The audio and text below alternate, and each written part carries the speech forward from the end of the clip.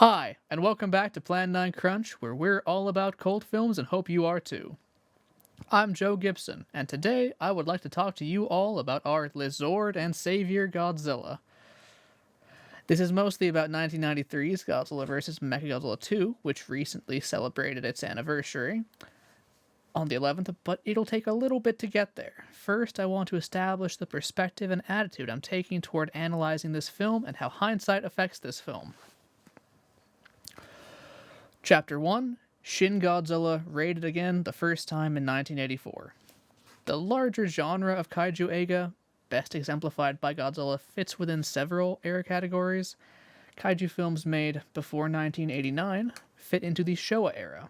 These era names are titled mostly after the Emperor's reign, so Heisei is the era of 1989 onward, and Reiwa is the most recent. And Godzilla's Showa series lasted between 1954 and 1975. Godzilla 1984 being the start of the Heisei series that ended in 1995, with the Millennium series lasting from 1999 to 2004, and the concurrent Legendary and Toho Reiwa revivals occurring in the last decade. While the Millennium series was focused on rabid reinterpretation, which you can see with Godzilla finally being green and having a red beam rather than blue, King Ghidorah being a good guy, Mechagodzilla being the revived original Godzilla, etc., much of the Reiwa era has been focused on returning to the roots of the character for a truer incarnation. Shin Godzilla 2016 is perhaps the most important monster film of the past few decades for reinterpreting Godzilla as a nuclear tragedy the way he was originally. In ways that have been mimicked with Shin Ultraman and Shin Kamen Rider, that return to the aesthetic and tone of their respective original series. Gamera is unfortunately the odd man out with no dedicated Shin installment, but I think 2023's Gamera Rebirth is a very good example of the general trend in how it remains focused on Gamera's bond with children from the Showa era, with Showa monsters, while acknowledging the aspects of the Heisei Gamera trilogy that are now inextricable from the IP. And then, of course, Godzilla Minus One might be the best example in this entire series of harkening back to the original and encapsulating something Godzilla can be that feels right. However, this history is somewhat revisionist. The Millennium series, for example, was not meant to be unlike Godzilla, but condemned the 1998 American film. Noticeably, Godzilla 2000, that's from 1999, designs its villain monster Orga after the 1998 creature, with the added implication that Orga is trying to assimilate Godzilla, but will always fail. Even this new green spiky Godzilla that breathes red flame is more of a Godzilla than the TriStar Abomination was. The new millennium must have a new Godzilla, and Toho cannot allow the 1998 Zilla, or Geno, Godzilla in name only, to lead the series into this milestone. We have to remember that every Godzilla series was made film to film, not experiment to experiment, and we ought to judge each film within its own context. More to the point of why we are here today, the Heisei series is not designed to be one out of 3 additional series, to experiment each in a separate direction. It was the relaunch of Godzilla, to return to his roots full stop.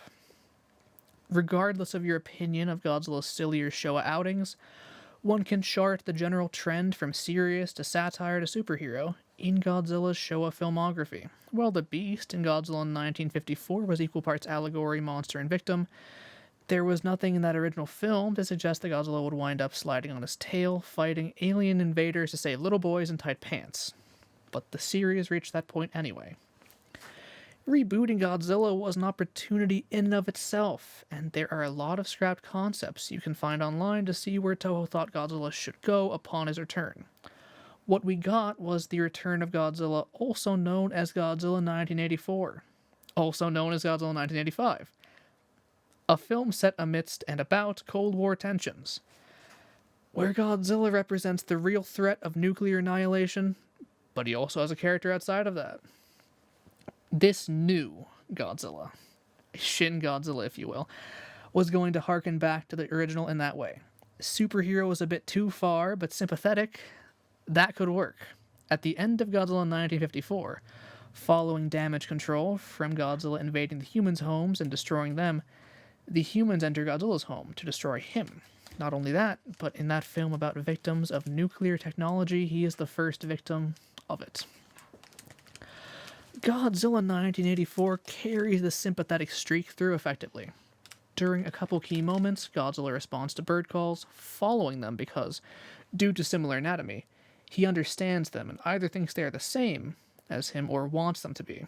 That is how the ending functions. The humans lure Godzilla to a volcano with the bird calls, and there's a moment where he pauses, almost as if he knows he shouldn't, but proceeds anyway to fall to his doom. Why'd he do that? I cannot speak to the intent of these scenes any better than anyone else can. Insofar as 1984 was technically the first Shin Godzilla, but history won't see it that way, I cannot speak to the deliberate intent of other certain key decisions film to film. The flabbergasted look on Godzilla's face after he escapes his volcano and treks to find his clone Biollante, finally laying eyes on that abomination, can communicate aggression or that same loneliness. In the third Heisei Godzilla film, time travel shenanigans reveal a connection with a particular human, and the tear in his eye as he kills Shindo elucidates that aggression and loneliness may very well be tied together in this character. That was Godzilla vs. King Ghidorah, and as far as character moments for the Big G Godzilla vs. Mothra 1992 is pretty much a wash, so that brings us to Godzilla vs. Mechagodzilla 2 from 1993, the topic of discussion. My argument here is that Godzilla vs. Mechagodzilla 2, whether intentionally or incidentally, ties these possibly disparate moments together into a satisfying character arc for Godzilla, as essentially the linchpin of this era's storytelling. And as we just discussed, from a creative standpoint, this is less about what if Godzilla was like this than this seems to be what Godzilla needs to be right now. The basic premise of Godzilla's role in Godzilla vs. Mechagodzilla 2 is that he wants to find and retrieve the baby Godzilla, with audience sympathy for him emphasized throughout the film to the degree of those earlier moments. Godzilla attacks a lot, looking for the child, the devastation taking on a more heroic quality but still remaining threatening. Structurally, Godzilla is still the most clear threat, and the Heisei series keeps this as an overarching trend. Except for the next film, Godzilla vs. Space Godzilla, but Space Godzilla is still a Godzilla, and even the consequence of earlier Godzilla rampages. Because even in the finale, Godzilla vs. Destoroyah, a film about the ramifications of the oxygen destroyer made manifest in the devil incarnate, the more pressing stakes relate to Godzilla's impending nuclear explosion. It is a tricky line to navigate rooting for the only thing that makes sense to root against, so we'll have to go much deeper into how the film navigates itself through this story. Chapter 2. Let's rewatch Godzilla vs. Mechagodzilla 2 with this all in mind. The film opens on the remains of Mecha King Ghidorah, and I probably should explain what that is, as I opened with the Heisei series is the second main Godzilla series, and of 7 movies, this is the 5th. It is said that the Heisei series has the strongest continuity of any Godzilla series. Godzilla 1984 leads into Godzilla vs. Biollante, with not only the increasing innovation of the Super X line of flying tanks, but the consequences of trapping Godzilla in a volcano and leaving his mutagenic G-cells all over Japan. Then, the method for defeating Godzilla in that movie, a form of anti-nuclear energy bacteria, leads directly into his absence for the first chunk of Godzilla vs. King Ghidorah. And of course, character Goro Gondo in vs. Biollante has close ties to some in vs. Space Godzilla, the 6th Heisei film, and there is a 3rd Super X in Godzilla vs. Destoroyah, the 7th and finale. As the most overt film-to-film connection, we have the remains of Mecha King Ghidorah from the end of Godzilla vs. King Ghidorah being salvaged to become the basis for Mechagodzilla. Now, Godzilla vs. Mothra was between this film. It did its own thing that's relevant to Space Godzilla. There are some impressive shots to show off the scale of the Mecha King Ghidorah head and the onlookers of it before the film takes us to a narrated info dump, but I'd be remiss not to be as thorough as possible with the implications and ramifications of this plot point before we proceed, however. Initially, I got quite puzzled about how Mecha King Ghidorah should still exist, since the English dub for Godzilla vs. King Ghidorah is quite explicit that two of the same being cannot exist at the same time, and one would magically disappear were that to happen. Oh, yeah, sorry. This is important because due to timey-wimey shenanigans, there would be two Ghidorah corpses in 1992 coastal Japanese waters, one with the mechanical augmentations and one without. That said, the start of this movie only shows Mecha King Ghidorah's mechanical head. So even though technology like that and the shock anchors in Mechagodzilla originated from the Godzilla capture devices and machine hand from Mecha King Ghidorah, nothing else approximates. So that's the basis for that technology. The whole frame need not still exist. So regardless of which King Ghidorah's corpse disappeared, the mechanical parts are definitely still going to be there. Not as a workable mech, but still. Godzilla vs. King Ghidorah is a really, really stupid film. So to already sidestep an issue that one creates with this connective tissue earns respect on this film's part, I think. The narration info dump explains to us the United Nations Godzilla Countermeasure Center, UNGCC, organized a think tank for a weapon to destroy Godzilla, rushing us through the backstory and development of not only Mechagodzilla, but a previous attempt in Garuda, a mech that resembles the Maser tanks integrated into a Super X machine. It will be significant that the Garuda is named after a Hindu bird god and not the Super X3 for reasons that I will explain later. The narrator explains that the scientists studied Mecha King Ghidorah's technology, again, future technology, and integrated it, but again, only the head is focused on as an intact piece in the virtual blueprint plan shown. We next see an artistic depiction of Mechagodzilla being assembled piece to piece with text overlaid alluding to a special diamond coating. That will be relevant later. I previously covered Godzilla x Kong the New Empire and its misuse of Kong's Beast Glove, with similar early subtle mention and later significant plot relevance. We will see how this film handles the diamond coating, but there is an early advantage here with the existence of the fire mirror technology on the Super X2 that briefly reflected Godzilla's atomic breath in the previous films ago. Is a narrated info dump a valid writing technique to use in this kind of story? In my opinion, it depends on the execution. Other Heisei Godzilla movies have more creative uses of exposition, such as Godzilla vs. Biollante and how it presents the different alert stages corresponding to different levels of Godzilla activity within Mount Mahara. But we salvage a time-traveling cyborg into a nuclear mecha tank as one of our two weapons is not nearly as easy to put in diegetic conversation that isn't as-you-know dialogue as one might initially think. So I give this a pass. After a title card and credit sequence, a scientist explains that Mechagodzilla uses a derivative of heavy hydrogen helium-3 in pellet form to fuel its reactor. And as the second advantage that the synthetic diamond plating has over the Beast Glove, the scientist thoroughly explains that, too. Yuri Katagiri, a new recruit, asks some follow-up questions, and this film is noticeably avoiding unrealistic as-you-know dialogue. And that's where two characters break character to exposit solely for audience benefit. As once the two reach Kazuma Aoki in the Garuda weapon, the exposition that Garuda is state-of-the-art comes from an argument between the scientist and Kazuma, not just because we need to know that. It tells us a lot about Kazuma, the lead of this picture, that he is unable to let go of Garuda, as he worked on the team and his passion for Pteranodons is more important to him than his UNGCC affiliation and eventually G-Force appointment. It turns out Katagiri is here to replace him, and he has been hired to G-Force, a pseudo-military branch of the UNGCC. The G-Force commander Sasako is very disapproving of Aoki's lifestyle and Pteranodon hobby, and explains he is there to help in the Mechagodzilla project along with 3 pilots. The conflict between Aoki's unique personality and the rigid military structure of G-Force is a major part of this film, and a montage shows him failing at karate and falling asleep in class of studying Godzilla's attacks. His selective competence and constant irresponsibility are seemingly his least flattering characteristics, But not only will they drive the plot forward, this is a comedic scene for us to identify with him.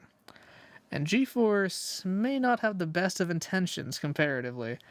I will have to put a pin in that, since the movie is now showing us a research team on a donut island to introduce the inciting incident and key monster players. So, the so-called Big Five of Godzilla Kaiju are as follows: Godzilla, Mothra, King Ghidorah, Mechagodzilla, and Rodan. The conceit of this classification is marquee value, but as far as actual data goes, they are the only monsters to appear in every era of Godzilla, however fleetingly in some cases. Well, that's only mostly true. Some form of juvenile Godzilla also always appears. So this film is knocking out 3 of the should-be Big 6. Mechagodzilla, Rodan, and Baby Godzilla. Donut Island is the setting to an irradiated pteranodon nest, where one egg has hatched into Rodan, and another remains undisturbed, but present for a team of researchers to steal, while Godzilla and Rodan fight. Specifically, a team was there with Russians for petroleum when they found a pterosaur skeleton, and in fact a nest. Professor Ome and Asusa Gojo analyze a mysterious fern left on the egg when Rodan perches, which causes the egg to glow red. I really like Rodan's design in this film, especially compared to how he last looked in the Showa series with the droopy beak. There's a resumed ferocity, but I will talk more about that later. What is relevant for now is that the puppet is unfortunately somewhat stiff, and Ome is weirdly confident that Rodan must have come from the hatched egg and become irradiated before he is informed the island's even a dumping ground for nuclear waste. In a series where scientists are so important either as methodical role models or tragic figures, having one so quick to state incidentally true assumptions registers weird to me, so we'll keep an eye on this Professor Ome. Godzilla arrives to fight Rodan. We will learn why later on, and his head pokes up over a rock similarly to the imagery of rising over the hill in the original film. Perhaps I'm overthinking this connection, but this was originally intended to be the finale to make time for the then 1994 slated American attempt. And being a finale explains the impending recontextualization of his morality, reinterpretation of the 3 remaining Godzilla staples, and 27 minutes of Godzilla screen time, starting with a fight against Rodan within the film's first 20 minutes. Godzilla and Rodan skirmish is the fight most indicative of any Heisei battles, in my opinion. Heisei Rodan begins the fight dominating with his gimmick, in this case aerial superiority, but other gimmicks have been piercing tentacles for Biollante, or prehensile necks to strangle Godzilla for King Ghidorah. And Godzilla even winds up on his back, but his durability is too great, so he turns the tide of the fight and eventually lands a fatal beam strike. Aoki learns of the egg's transport to Kyoto and takes it upon himself, pteranodon enthusiast as he is, to sneak into the lab holding it to take pictures for his own enjoyment, accidentally flashing one of Azusa when she catches him.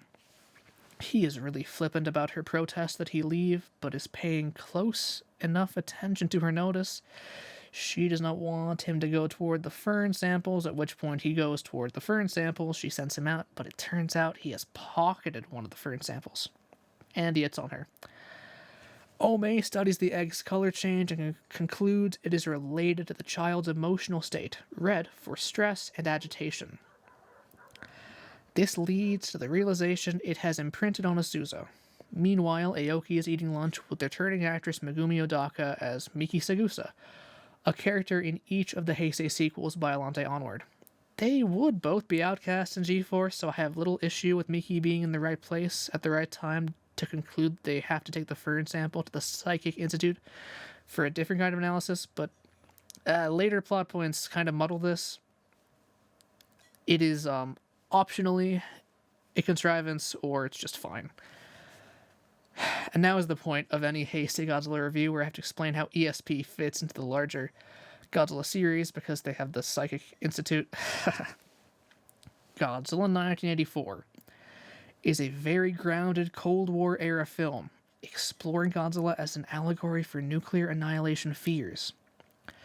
And it is very important for that film's subtext that it be the real world or as close to it as possible. The 54 Godzilla, 84 Godzilla, Shockers, that's a louse mutated by Godzilla, and the Super X are the only unrealistic things to add to our world for the story of 84 to function. That sounds like a lot, but it really isn't. Just Godzilla and stuff he mutates and stuff to fight against him. Other than that, a very grounded film. But Godzilla vs. Biollante introduced a psychic component, where Dr. Shiragami was able to put his daughter's soul into a Godzilla Rosebush hybrid. Miki Sagusa of a Psychic Research Institute can attempt to use ESP to stop Godzilla from coming ashore, and Godzilla can reveal he too has psychic energy by resisting Miki. Miki tags along for all subsequent adventures to differing degrees, in too little of Godzilla vs. Mothra and too much of vs. Space Godzilla, and the institute containing psychic children is seldom brought up again except here. In other words, I am saying the film containing this plot point is a good thing for the longer form storytelling, and the quality of this film will depend largely on the internal execution, not the premise itself, as weird as that premise is. In any case, the psychic children conclude that the Fern's energy can be represented through a song, a revitalizing song of psychic energy. And when Aoki shows this to Ome, the egg hatches right in front of Azusa. I conclude that the song is specifically one of revitalizing because it provides the energy required to birth an otherwise mostly dormant dinosaur, and also revives Rodan later in the movie. As I have already spoiled, the egg hatches not another Rodan, but a baby Godzilla, specifically a mildly irradiated Godzillasaur. The fictional family of dinosaur Heisei Godzilla was revealed to be in Godzilla vs. King Ghidorah. The Godzillasaur in that film was brown, while this child will oscillate between blue and green in the coming film, so the best faith interpretation is slightly different species or regional variation. Ome, Aoki, and Miki all burst into the room to observe this new Godzilla, and already the film is at work with its thematic juxtaposition. Here is an innocent creature that is also Godzilla. Overly cutesy with a tongue to lick Azusa, but a creature that also makes Heisei Godzilla-esque hand movements. Hand motions were a surprisingly important part of Kenpachiro Satsuma's Godzilla suit acting, God rest his soul. Ome jumps to the conclusion that this creature must be a vegetarian, again letting his feelings inform what he proclaims as fact. Aoki's presence allows him to explain that the baby Godzilla here was a parasite egg laid into the nest of a different bird without dialogue, and Miki senses Godzilla beginning a rampage. Mechagodzilla is launched to intercept Godzilla, and if this seems too early for the title fight at only 30 minutes in, it is. I was serious about the 27 minutes of Godzilla screen time. Not only do we get a Godzilla vs. Rodan warm-up match, but Godzilla and Mechagodzilla get at least 2 rounds too. The G-Force commander refers to Aoki as a jackass for not showing up, so they get a backup pilot. At this point, Mechagodzilla is in the hero role. Godzilla is an established menace, and Mechagodzilla is the weapon of the virtuous organization to defeat him, representing no threat to the innocent, just as Godzilla seems to be of no benefit to the innocent. The film even casts Mechagodzilla in a bright light, just to make sure we are on the same page, that it is definitely the good guy. The fight plays out mostly as a weapons display for Mechagodzilla, with the Rainbow Mega Buster mouth beam and plasma grenade belly button port that actually knocks Godzilla down from absorbing and redirecting his energy. Reminder, this only works because of the aforementioned diamond plating. Mechagodzilla fires paralyzing missiles into Godzilla, and another shot of the plasma grenade to prep the shock anchor, essentially a really big taser. And again, I think it's based off of the Godzilla machine hand capture device things from Mecha King Ghidorah. It seems as if Mechagodzilla has Godzilla dead to rights, but if you've been paying attention to the Heisei series, you know that Godzilla does his best fighting to get back up off his back, and even exactly how he will get back up. Whenever Godzilla's mouth starts foaming, he is liable to release a nuclear pulse, or else redirect energy. Giving him a literal direct line to overcharge you is never a good idea. So, shock anchors. Godzilla knocks over Mechagodzilla, and we learn where his rampage will take him. Kyoto, where the baby is. Whenever I think of Heisei Godzilla rampage and evacuation scenes, I think of the montage as Godzilla finds his way to Kyoto.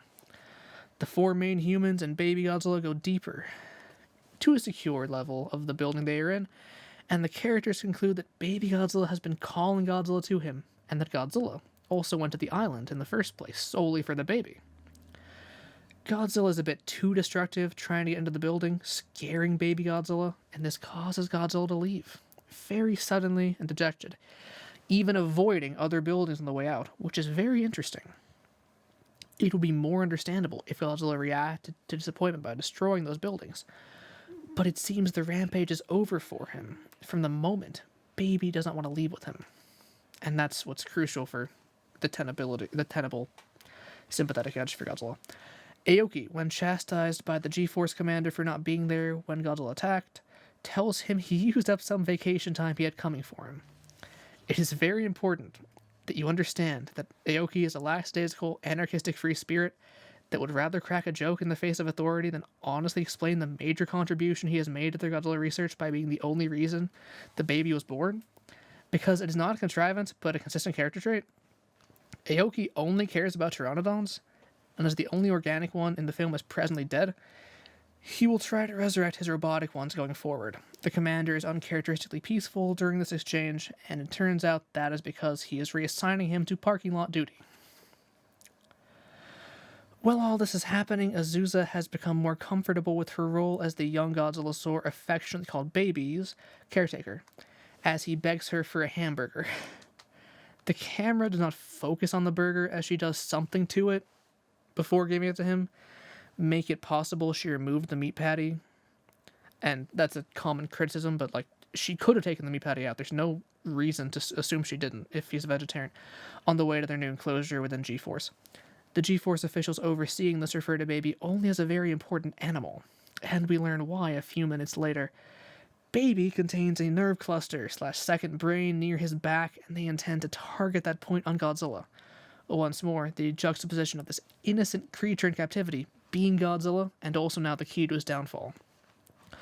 Dr. Asimov is the obligatory English speaker, though the actor is Italian, in a Heisei Godzilla movie, overseeing the Mechagodzilla project, and Aoki traps him in the parking garage in order to convince him to reinstate Garuda as an official part of the Mechagodzilla project to increase Mechagodzilla's maneuverability. Somehow, a computer simulation shows us a mock-up of Garuda's functionality, and Asimov agrees they can make it so that the Garuda can attach to Mechagodzilla when needed in combat. So, obligatory English speaker, don't watch the Heisei original Japanese versions for the Heisei movies, as the English speakers they have there are somehow worse than the dub actor. It's not important. Just always watch dub for Heisei. Baby is mischievous in captivity, and Aoki visits to hit on a more receptive Azusa by showing off his small personal flight vehicle, the Pteranodon. This scene is subject to many memes and much ire as he wins her over by flying around stupidly and irresponsibly on a Pteranodon robot with little to no reason other than that he, or at least someone on the creative team, wanted it to be so. In my analysis, this is yet another example of how much he enforces his will on the plot by liking Pteranodons and yet being unable to have any interaction with the physical one. People complain that he does not interact with Rodan more, and yes, that is weird, but these same people get annoyed and ignore when his Pteranodon passion trait still influences his key scenes. Another point of interest is when he, in the same scene, refers to his promotion as being back to flying again, a way he can be more like the Pteranodon, just like on his dumb two-seater robot. How Baby feels about anything at any given moment is a little unclear, because the suit is not as clearly defined as the Heisei Godzilla suits and animatronics. He expresses some fear in situations involving Godzilla and Rodan, but usually only when directly in danger.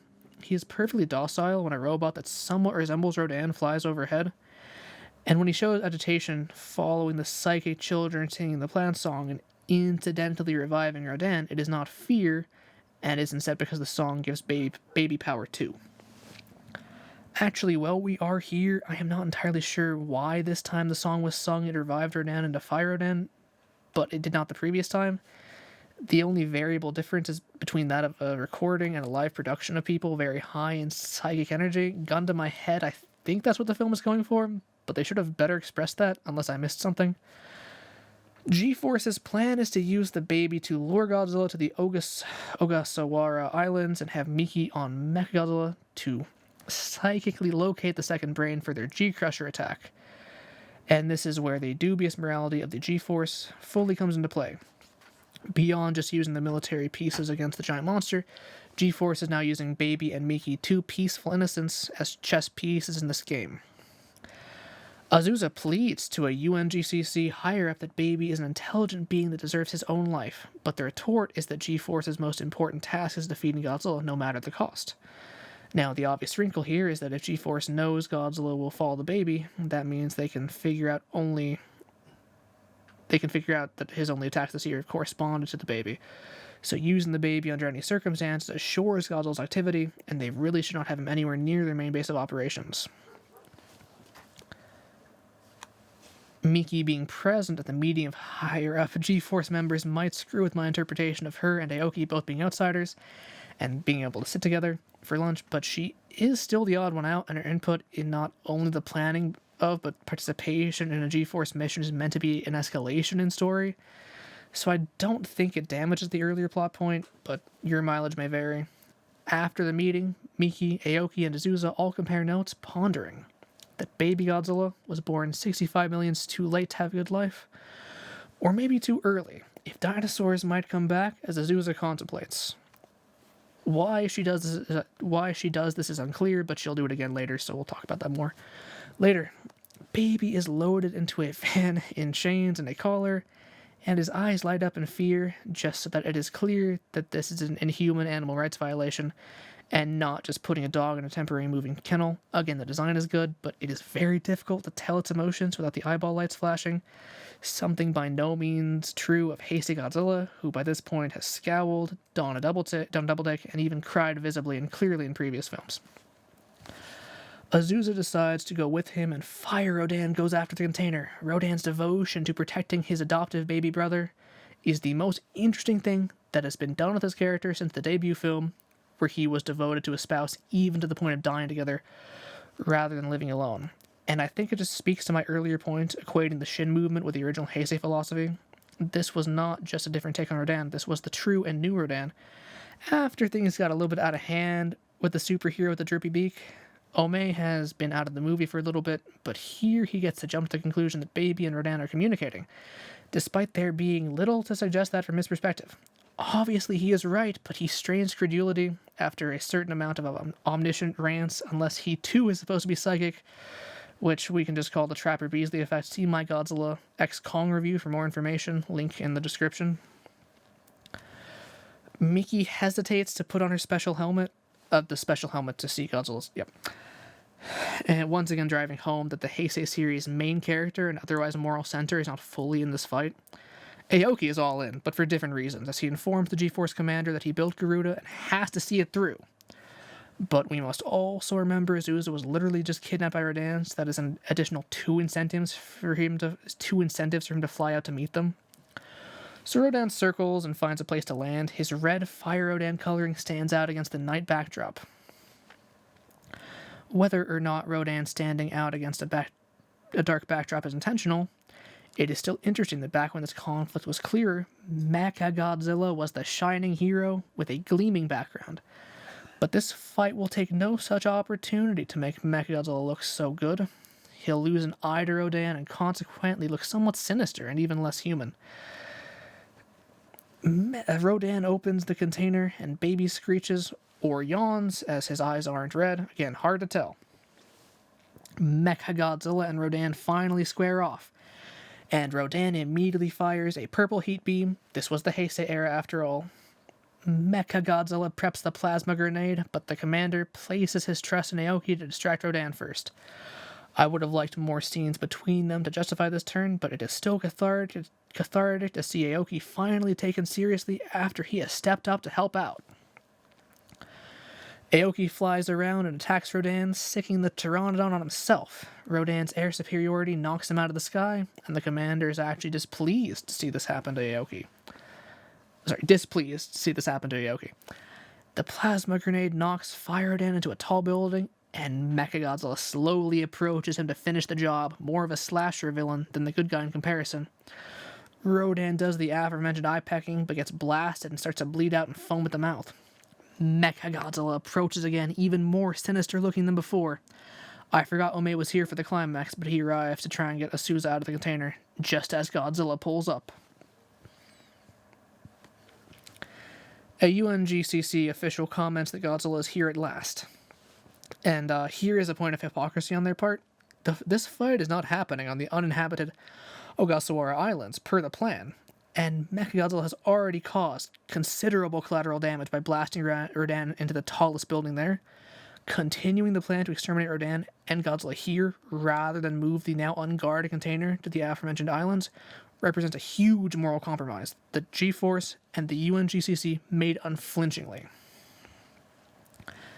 If you think I am reading too deep into this, then explain why the G-Force commander hesitates before launching into this attack. However, there is still a great deal of complexity here, as Mechagodzilla is still the underdog for having lost the previous fight, and Godzilla immediately shows off his strength by lifting the robot and throwing him. Similar to earlier, Godzilla's focus is not the buildings, but he is just so physically impressive that he is a constant threat. Aoki leaps back into action to attack Godzilla to buy the Mechagodzilla crew time to right themselves. And the commander and Aoki have genuinely nice banter as Garuda joins up with Mechagodzilla to share the weapons and energy systems to become Super Mechagodzilla. Super Mechagodzilla has all of the weapons of both mechs and releases them as a barrage on Godzilla. Now, this should sound familiar. This is something the Showa Mechagodzilla as a villain did in his two movies, of releasing his full weapons at once. And Super Mechagodzilla hides behind buildings to evade Godzilla's beams. Once more, some collateral. The two opponents roar quite a bit at the start of the scene, so I want to highlight that Mechagodzilla has a roar which is quite strange, taken any way other than symbolically. Its roar is uncanny, an artificial imitation of Godzilla's, an easy way to communicate it as unnatural, and there was no other reason to give it a roar. It's not a creature. So, Super Mechagodzilla finally prepares the G-Crusher, and the UNGCC brass pressure Miki into targeting Godzilla's second brain, something she clearly does not want to do. The G-Crusher discharges electric pulses to Godzilla's second brain, paralyzing him. Whether or not we should consider this a death for the character is unclear. Previous drafts had Godzilla die here, and if we compare Godzilla to Rodan, Rodan died a couple days ago but was able to revive and is currently bleeding out to die again. My point is that these are death scenarios that are not permanent, thereby meant to leverage our sympathy more so than denote the end of a character. Literal death versus literary death versus literal death, I should say. With Godzilla defeated, Aoki ditches Super Mechagodzilla to go help Azusa. The commander looks very solemn during this, and Aoki clearly cares more about Azusa, so at this point, Super Mechagodzilla, the entity, is no longer on our side as the audience, because the characters are not. They've completed the task they wanted to do, but it still exists. Super Mechagodzilla continues to pelt Godzilla with every attack it has. And Baby cries in sadness at Godzilla's impending death. This inspires Rodan to circle back, and Super Mechagodzilla shoots him out of the sky. But Rodan lands on Godzilla and sacrifices his life and essence to give Godzilla the radiation he needs to heal his second brain. Rodan was once again so devoted to his family that he sacrificed himself, and this moment is one of my favorites in the entire Heisei series. Because of the new energy, Godzilla is able to melt that diamond plating we had all film building up to, so Godzilla unleashes his new red spiral heat ray to destroy Super Mechagodzilla. It takes a few blasts, but yeah. As I compared the diamond plating to the Beast Glove, here's the ultimate third act payoff.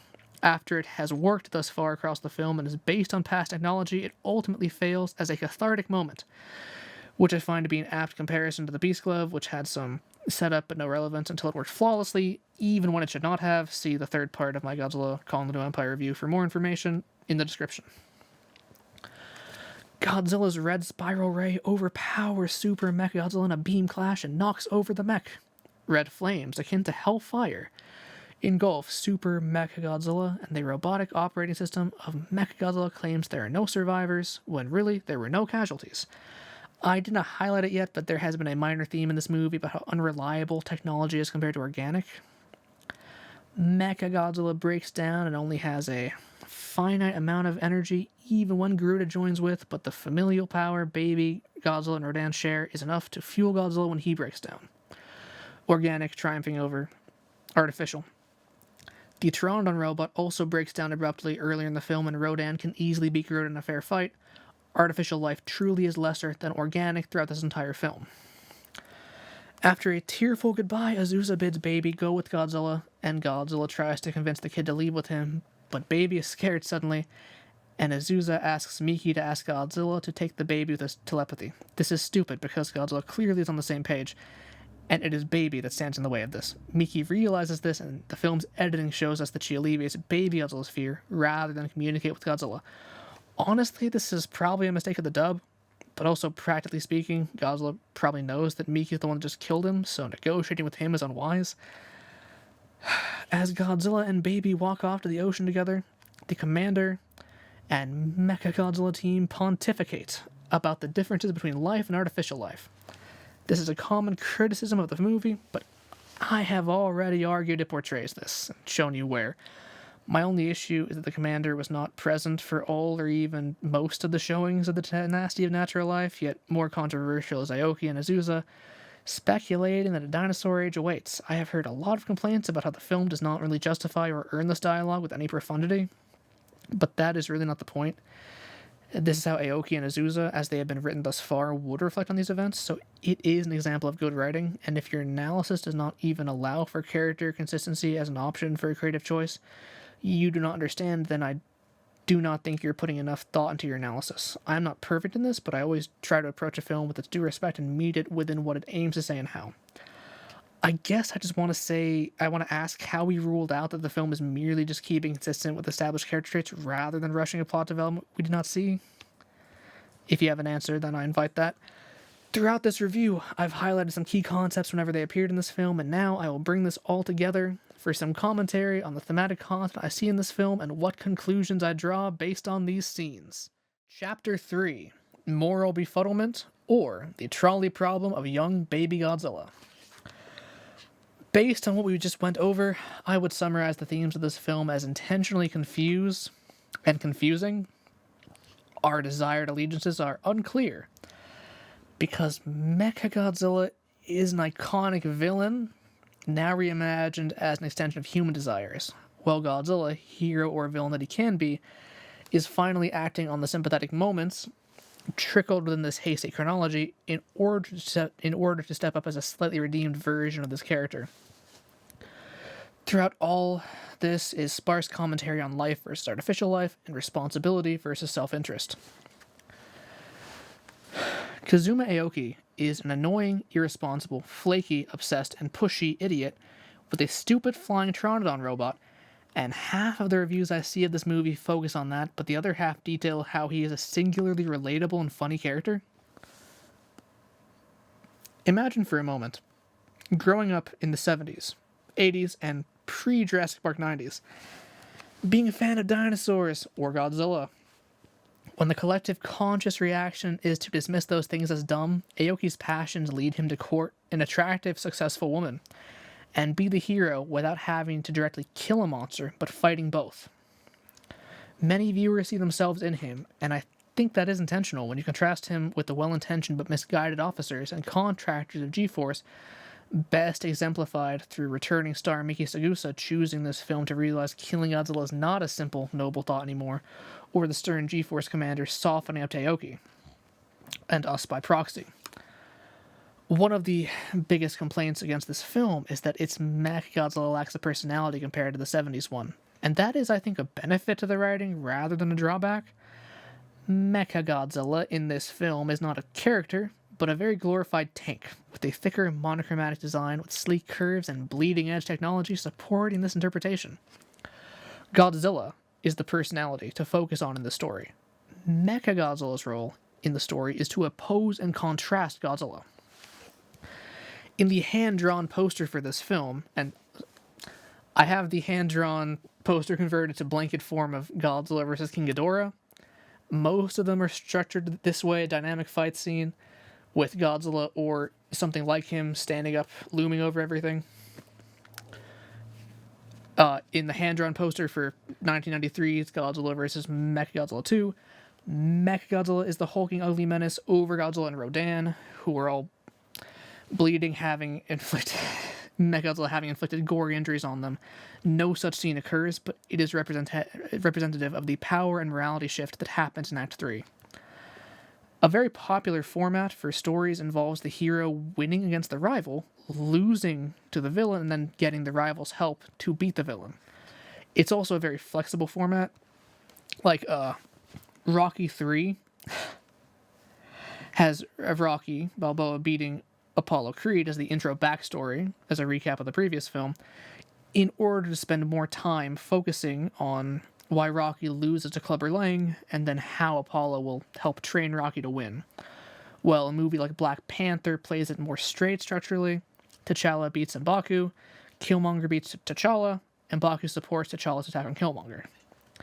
This film holds off on Godzilla being the hero or even losing until the third act, giving Rodan more agency as a character than M'Baku and Godzilla due to less screen time with Godzilla. Going back, this film holds off on Godzilla being the hero or even losing until the third act, giving Rodan more agency as a character than M'Baku and Apollo due to less screen time with Godzilla. And also building this persistent growing sense of dread that we do not know where to assign until Super Mechagodzilla starts acting like Showa Mechagodzilla did. Now this also raises a question. Who should we blame for Super Mechagodzilla's ferocity? The mech itself, the pilots therein, or the people giving the orders? And doesn't that sound awfully familiar for a series originally existing to comment on destructive actions taken to end a war? Most other reviews I've seen for this film would have me believing I'm seeing subtext that is not there. But again, I return to what I just said earlier. Where is the analysis that officially ruled this out and decided it was a dumb light show? I am by no means the final say here, and if I am wrong, please show me when and where and how and by how much. This movie still holds up as a mostly consistent popcorn flick, and Mechagodzilla's design and purpose can be praised for more subjective preference if not thematic content, but I genuinely see an attempt at brilliance here. Heisei Rodan is my favorite incarnation of the character, despite the fact that he started the annoying trend of Rodan being smaller and weaker than Godzilla, so there is some degree of bias I hold in approaching this part of the analysis. I appreciate the design airing closer to Pteranodon than Winged Guy in suit design, and I really like the three horns as opposed to the usual two, and the face equal parts ferocious and sympathetic depending on the scene. Because Mechagodzilla is a more long-range than melee opponent, Rodan's fight with Godzilla gives us the best tooth and claw action in the film, so I also appreciate that. But I also find his use very interesting in a way that ties into the tag team match of Godzilla Kong, which was Godzilla and Kong versus Shadow Godzilla and a Shadow Kong. Now Godzilla and Rodan versus Mechagodzilla and a Mecha Rodan? Garuda is very interesting in this movie, designed mostly to mirror Rodan, as in the climax, Garuda must join with Mechagodzilla to win, and Rodan must join with Godzilla to win. Aoki is no longer piloting Garuda at that point, just as Rodan sacrifices his body and mind to fuse with Godzilla. Aoki's agency is often overlooked in the story, but he decided to name his anti-Godzilla weapon after a bird god that is the enemy to all snakes in folklore. And Garuda, as a modern cryptid, is speculated to be a surviving Pteranodon, same as Mothman, Thunderbird, Batsquatch, etc. So Rodan equals Garuda, and by proxy Garuda equals Pteranodon, is by no means an absurd talking point. And that's sort of the missing piece I think people have with Aoki's character, is that he doesn't interact with the Pteranodon, but he also built two Pteranodons, one of which fights Rodan. Also, while Aoki only interacts with Rodan adversarially, he does not get a chance to study Rodan, and arguably does a lot of what he does because of that, as I've already detailed. I am not claiming it the richest subtextual layer in any film, but if we are giving this film the fairest shake possible, it deserves mention, especially in view of what the film builds to with these ideas. If you doubt that Garuda joining with Mechagodzilla is an intentional thematic element to these characters, then you should recall that Garuda is the mount to Vishnu, inherently tied to a more powerful character. Before I summarize my thoughts on Godzilla in this movie, I think it is wise to briefly compare this film to 1967's Son of Godzilla, since many of the same building blocks exist in both. Godzilla's redemption arc started sooner than Son of Godzilla in the Showa series, but there is sort of an unease in the mid-Showa entries toward Godzilla. The humans willingly dump him and Rodan on Planet X in Godzilla vs. Monster Zero, and he is merely the better of two bad options in Ever a Horror of the Deep, leading to a film where Godzilla is just on an island fighting villainous mutation monsters to protect a child. A child Godzilla. And the next time we see him after this, everybody knows he's a hero. But in terms of aforementioned similarities, Goro Maki, the Akira Kubo version in Son of Godzilla, not the Kentanaka version from 1984, is a campy and comedic journalist who pushes himself into dangerous situations out of genuine interest that annoys the people around him and wins over the girl, while Aoki is all those things except a journalist. Rodan also slots into the Kamacuras role as a lesser kaiju killed by Godzilla at the beginning that also gets to fight the villain monster at the end, be it Spider Kumonga or Spaiga or Mechagodzilla. Let it be said that Kamacuras' puppetry is far more impressive than Rodan's.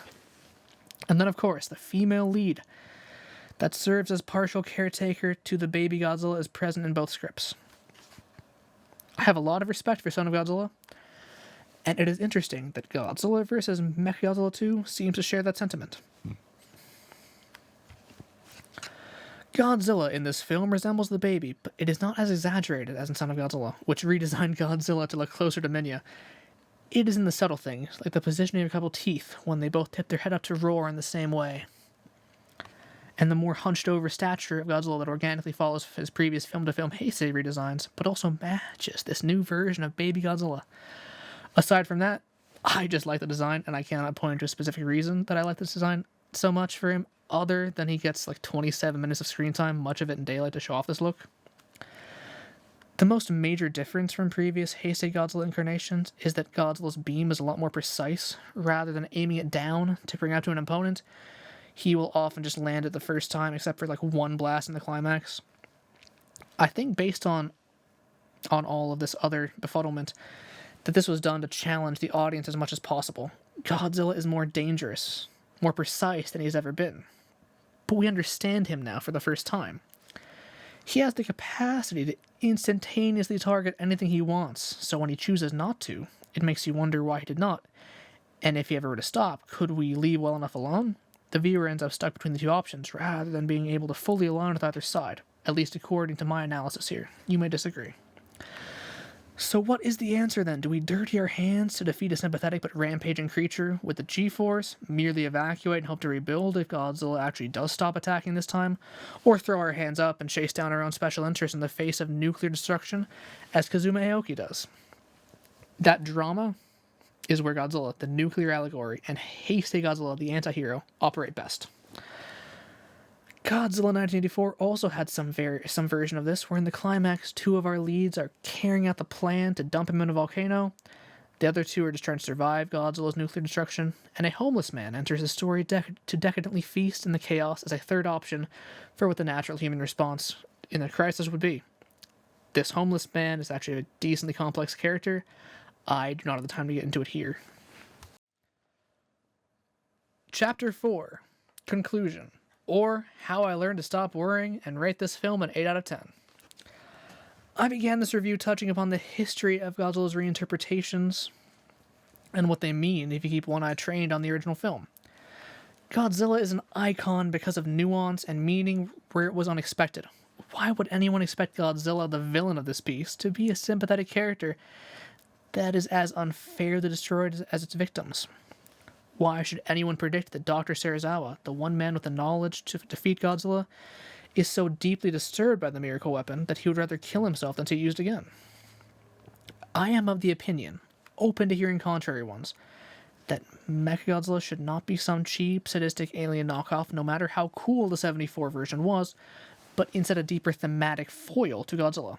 Ghidorah can have that role, but the more important facet of their rivalry is that they are always on opposing sides, no matter what those sides are. Ghidorah as a good guy worked well in Godzilla, Mothra, King Ghidorah, Giant Monsters, All Out Attack 2001, as did the aforementioned heroic Mecha King Ghidorah. But Mechagodzilla is literally a human, or at least humanoid, created Godzilla, and that carries so much subtextual complexity. based on what Godzilla is and how the humans created him, just less intentionally so.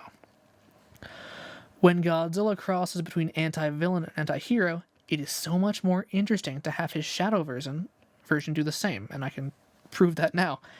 In Godzilla against Mechagodzilla is reimagined to be the original Godzilla unnaturally preserved into a new heroic being called Kuryu, and the normally destructive new Godzilla gets a somewhat sympathetic streak due to the implicit familiarity of his opponent, but whereas Kuryu resists his dark impulses, Godzilla proper falls into them needing to be stopped.